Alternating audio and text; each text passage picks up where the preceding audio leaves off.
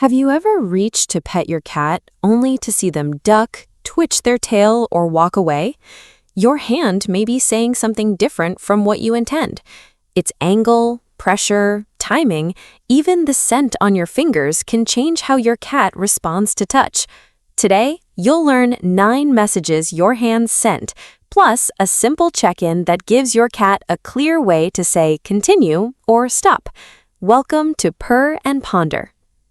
Every cat is different, so read the whole body, not one reaction. Watch the ears, tail, tension, and whether they choose to stay. Choice makes touch more predictable. And remember, walking away may simply mean not now. Ignoring scent? But sometimes the problem begins before your hand even makes contact. Picture this. You come home and you immediately reach out to pet your cat. They hesitate or pull back. Scent is one of several cues cats may use to recognize individuals and understand what is around them. If your hands carry something that could irritate your cat, wash them thoroughly before touching. If they simply carry a harmless, unfamiliar scent, let your cat sniff before touching. Keep your hand still and allow them to close the final distance. A sniff is information, not automatic permission. Wait for them to lean in or rub before you touch. Reaching from above. Even when your hands are clean, the angle of your approach can change how that greeting feels. It is incredibly common to assume the best way to greet a cat is a hearty pat on the top of the head. But consider how they perceive this. A fast hand coming from above may feel abrupt, especially when your cat has little opportunity to move closer or away. Approach slowly from the side, pause within view, and let your cat close the gap. If they only watch, don't move closer for them. Misreading the rear lift. Moving along the body, another area often gets misread. Scratching the base of the tail can make a cat's rear lift, which many owners read as enjoyment. One small study found more negative responses to touch near the base of the tail than to facial touch, but individual preferences still vary. And remember, a raised rear alone does not mean your cat wants you to continue. Pay attention to what happens after that initial lift. Loose muscles and a return toward your hand tell a different story from a stiff back, a quick head turn, or stronger tail movement. So read the response as a pattern, not a single pose. A preference is one thing. A sudden, painful reaction is different. If your cat suddenly flinches, cries, guards the area, or repeatedly reacts as if it hurts, schedule a veterinary exam. Misinterpreting the exposed belly. And what happens when they expose their most vulnerable area? Your cat rolls over on the rug.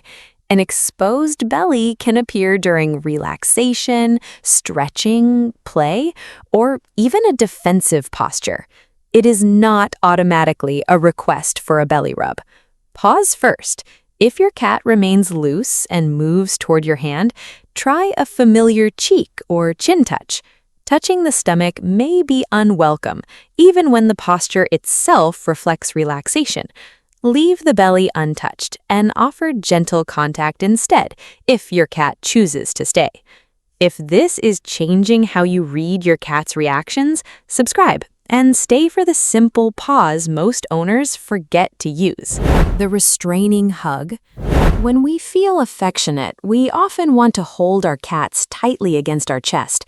But being held tightly removes your cat's ability to adjust their distance or walk away. Some cats freeze rather than struggle, so stillness does not always mean they are enjoying the hug. Watch for earlier signals, such as their head turning away, their paws bracing against your chest, or their body becoming stiff. Support their body without squeezing and lower them as soon as they shift away or brace to leave. Following their face.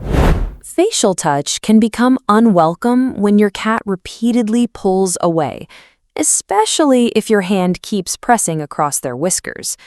A brief brush against a whisker is not automatically stressful. Repeated pressure and your cat's response matter more. If they pull their face away, shake their head, or stop leaning in, simply let them step back. Do not follow their face with your hand. So where do cats like to be petted? The cheeks and base of the ears are common starting points, but individual preference still matters. Too much pressure or repetition. Sometimes the issue isn't where you touch, but how you touch. Too much pressure or repeated strokes can gradually cause discomfort or overstimulation. There is no universal number of strokes that every cat enjoys. Start with light strokes in the direction the coat grows, then adjust according to your cat's response. Some cats may dislike reverse strokes, so treat a change in direction as a new check-in. Early discomfort usually appears as a change from your cat's relaxed baseline. Watch how their body reacts as petting continues. If their ears rotate back, their muscles tighten, or their tail movement becomes stronger, that pattern matters more than any single signal. Petting during play. Even the gentlest stroke can fail when the timing is wrong. Picture your cat stalking a toy. Their pupils may be wide, their body low and focused, and their tail tip twitching as they track the toy. You reach out to stroke their back, and they whip around and swat you. The problem isn't your affection. The cat may simply be too aroused for touch at that moment. Wide pupils alone do not prove that your cat is overstimulated. Low light can enlarge them too. Read them together with the crouched body, fixed attention, and twitching tail. Then redirect that energy back toward the toy. An unexpected touch can make your hand the nearest target for that burst of play energy. Wait until their muscles soften and their attention leaves the toy, or until they approach you for contact. Forgetting the check-in. Finally, try a useful check-in.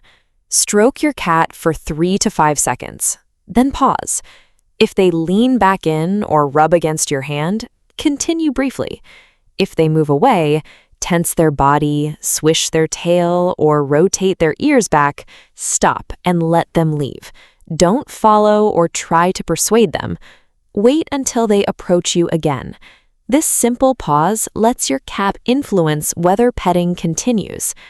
Being allowed into a cat's quiet world is a privilege.